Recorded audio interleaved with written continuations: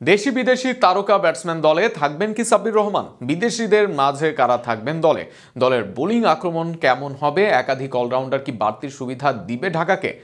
সব মিলিয়ে বিপিএল এর শুরুর ম্যাচে রাজশাহীর বিপক্ষে কেমন হতে পারে ঢাকা ক্যাপিটালসের একাদশ, সেসব আলোচনা নিয়ে থাকছে প্রতিবেদন। এবারের বিপিএলে এখন পর্যন্ত অফিসিয়াল সাইনিং এর একমাত্র English cricketer Alex Hales.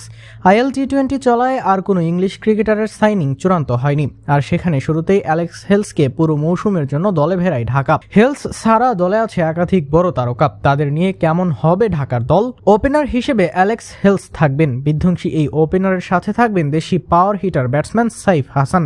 BPL এর গত আসরে রংপুরের ওপেনিং করেছেন এই দুইজন। এবার ঢাকার ডেরায় দেখা যাবে তাদের। ওয়ানডাউনে খেলবেন পাকিস্তানি তারকা ব্যাটার ওসমান খান। এর আগে বিপিএল, পিএসএল সহ নানা লিগ মাতিয়েছেন ওসমান। পাকিস্তান দলেও আছেন আসা যাওয়ার মাঝে। নিঃসন্দেহে সাইফ হেলসের পর ওসমানের আগমন টপ অর্ডারকে করবে বেশ শক্তিশালী। দেশি তারকা সাব্বির রহমান আবারও ক্যাপিটালসে। শুরুর ম্যাচ থেকেই তার উপর আস্থা রাখতে চাইবে ঢাকা দল। অপরদিকে ঢাকা দলে আছে জাতীয় দলের ডানহাতি ব্যাটসম্যান শামীম হোসেন পাটোয়ারি। ঢাকার একাদশে দুইজনই পেতে পারেন সুযোগ, কেননা টপ অর্ডারে ব্যাটিং করা ওসমান খান উইকেট কিপিং এর দায়িত্ব করতে পারেন পালন। সেই ক্ষেত্রে দেশি শুক্কুর বা মিথুনরা থাকলেও তাদের মূল একাদশে সুযোগের সম্ভাবনা শুরুর দিকে কমই। নাম্বার 4 ও 5-এ খেলবেন সাব্বির ও শামীম। 6-এ ফিনিশিং টাচ দিতে আসবেন লঙ্কান অলরাউন্ডার দাসুন সানাকা। ব্যাট হাতে মূল দায়িত্ব তার, সাথে বোলিংটাও পারেন ঠিকঠাক। পাকিস্তানের ইমাদ ওয়াসিম স্পিন আক্রমণের নেতৃত্ব দিবেন, সাথে আসবেন নাম্বার 7-এ। নাম্বার 8-এ খেলবেন সাইফুদ্দিন, যিনিও পারদর্শী ব্যাটিং বোলিং দুই বিভাগেই।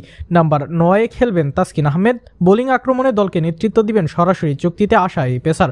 10 নম্বরে দেখা যাবে অনূর্ধ্ব 19 পর্যায়ে ভালো করা বাঁহাতি পেসার মারুফ মৃধাকে। আর নাম্বার 11-তে খেলবেন জাতীয় দলের বাঁহাতি স্পিনার তাইজুল ইসলাম। ব্যাটিংয়ে ঢাকা দলে তারকা থাকলেও দলটিতে নেই বিদেশি পেসার। এছাড়া স্পিনে নেই ভারসাম্য, তবুও তাসকিন সাইফরা আছেন তাইজুল ইমাদরা। সব মিলিয়ে বাংলাদেশের মাঠে জ্বলে উঠলে ফেলে দেওয়ার উপায়ও নেই ঢাকার বোলিংকে। সব মিলিয়ে এই সম্ভাব্য একাদশ নিয়ে নিজেদের শুরুর ম্যাচে রাজশাহীর বিপক্ষে মাঠে নামতে পারে ঢাকা দল।